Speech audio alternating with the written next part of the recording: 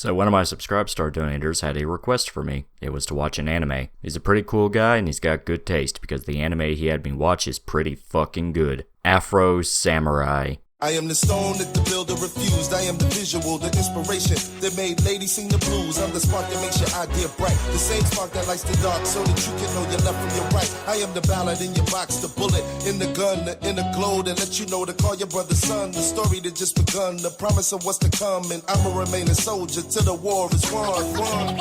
Chop, chop, chop, judo flip. Chop, chop, chop, judo flip. Chop, chop, chop. Afro Samurai is the anime adaptation to the manga written by Takahashi Okazaki. The story follows a mysterious warrior only referred to as the Afro Samurai, who travels around a very anarchistic version of feudal Japan, where things like cell phones and cyborgs exist alongside sword dojos and traditional villages. Afro is obsessed with hunting down the man that killed his father, the mysterious villain known as Justice, and receiving the #1 headband, a mysterious artifact said to give the wearer the power of a god, while Afro is wearing the #2 headband, meaning he's the only one capable of defeating him, but is doomed to be hunted for the rest of his days. Afro Samurai's story is pretty simple if the description didn't make that clear. It's a revenge story first and foremost. Sure, you have everything going on with the headbands, with full-blown cults trying to stop Afro along with a collection of bandits and gangs all gunning for him, but Afro's one goal is reaching the top of Mount Shumi, where justice waits for him. Now for those that might not remember, Afro Samurai ended up actually being a pretty popular series when the anime came out. Now the manga started in 1998 and ended in 2002, but the anime adaptation released around 2007, and when it did, it became a cult classic, even earning a video game adaptation that honestly wasn't that bad. Pretty fun hack and slash. But it's been 14 years, and Afro Samurai is long since retired as a franchise. Still, it's good to remember that this was a pretty great anime. It's a love letter to samurai films, hip-hop, and 70s blaxploitation cinema, meaning while it's basically style over substance, the style is really fucking cool. The whole world is gorgeous to look at, being animated by Studio Gonzo, who knocked it out of the park. I mean, every environment feels so desolate and haunting, yet there's so much life to everything along with it. There's ancient temples and statues, villages, and a weird ethereal god dimension towards the end. It's really fucking cool. That's not even talking about the animation, which flows, and every fight scene feels kinetic as all hell. It's fun to watch things explode and heads split open. It's good, it's really good. And it's important if you're making an action show that the action is good, and Afro Samurai has that in spades. Now, when I say that, I do have to put a disclaimer. You better like the action, because that's about as much as you're gonna get. Story and character-wise, Afro Samurai has problems. I'm not saying the story is bad, it does its job, but there's a noticeable lack of any real characters. Sure, there are characters, but they don't ever go beyond the tropes they're written to be. The mysterious warrior, the excited lackey, the bad man, the sexy Japanese woman that takes out her tits.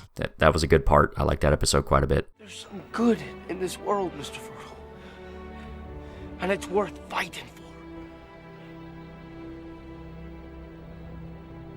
If you go into Afro Samurai with the right mindset, none of this will bother you. The story is an excuse for fights and samurai stuff, that's it. But if you're hoping for a character-driven plot, then yeah, you're gonna find this pretty lacking. Characters can die or be wounded and you won't really care. That's not to say it's boring or you hate the cast, it's just that they don't really ever sell you into being 100% committed. But I will give the story this. Afro Samurai is actually pretty great as a character. He's complex, to say the least, and might just be a terrible person who threw away everything for revenge. You think he's the cold-blooded righteous samurai out to bring justice to shitbags, but he's actually kind of completely insane and more of a violent sociopath than a hero. A major theme of the series is the cycle of violence. Afro's violent rampage leads to more carnage and consequences, which come back to haunt him again and again. In fact, you could argue that the series is repetitive on purpose, where it's just fight scene after fight scene, because Afro is stuck in a literal cycle of death, moving from one fight to the next with no sign of stopping. He could just throw everything away and move on, but he chooses to keep going down the dark road he committed to, even after he learns just how much damage his decisions have done to those he cared about. That is one thing I'll give the story. It's not afraid to say Afro is a pretty horrible human being. Fans of the series might be waiting for me to mention the most well-known aspect of this anime,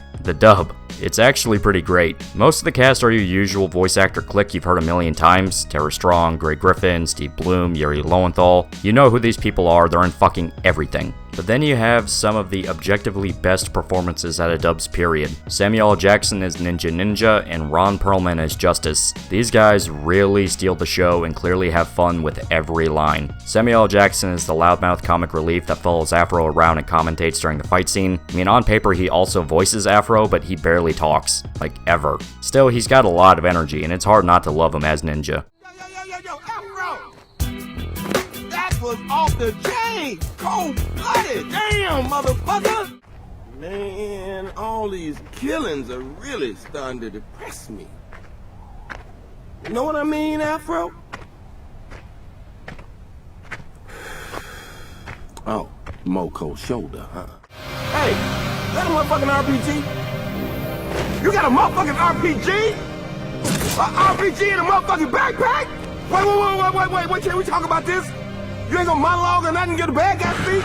Meanwhile, Ron Perlman sells just how menacing and cold Justice is.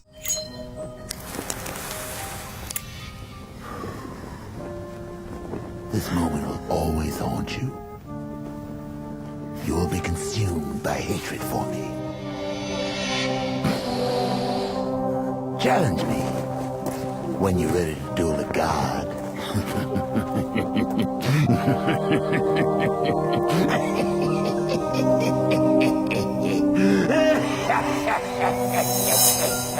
It's a great performance, even if there simply isn't enough of him. Justice doesn't show up except at the beginning and the end, which sucks because he is great as a villain. But this comes down to the problems with the story where it doesn't ever focus on building a strong cast. Still, it's fun seeing these guys go crazy with the material. All in all, Afro Samurai is a really fun series. It's grim and violent, but also completely crazy. And if you're not happy with how it ended, don't worry. There's a sequel called Afro Samurai Resurrection, which continues the story. It's more of the same, more fights, more violence, but hey, you know what you're getting by that point.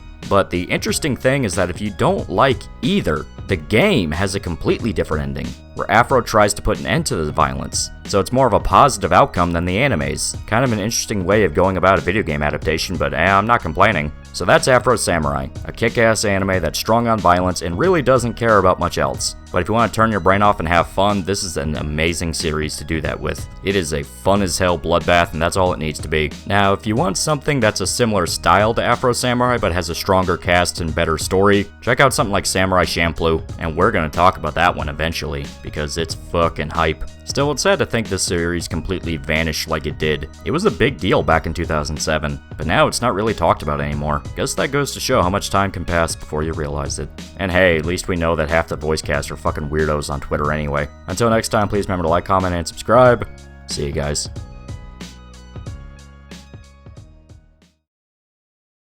I'm not kidding when I say the soundtrack is fucking dope too. Listen to this.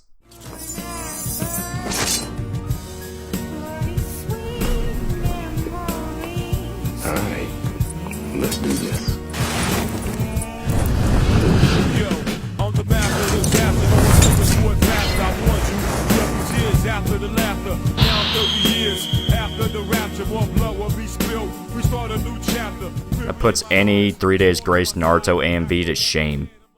I would like to thank my Subscribe Star donators, Drew Kasinger, William Thomas Benoit, Jojo Wyatt, Julian Foster, Mabuta Anon, Valkyra, Alchemical, Sordid Sentinel, Ogier Drabenda, Jaegerbomb 2, Kafka's Bug, Zell, Bottled Titty Milk, Bridge Badger, Anthony Paletta, Warcrime Enthusiast, Heat Signature, Quisp Heavysack Fratelli, Gobbin Login, Shrimp Cake, Matthew Thompson, Joshua M. Howard, Sexy Demon Horse, Bost, Crumb, The False Knight, Munat, Hand Rubbing Merchant, Epistemological, Cream Pie Kohai, Sir Atlich, AMD Blue, Mr. Cool Gamer, and Lucas Stolas Enjoyer. Your appreciation is much appreciated, friends. Have a good one.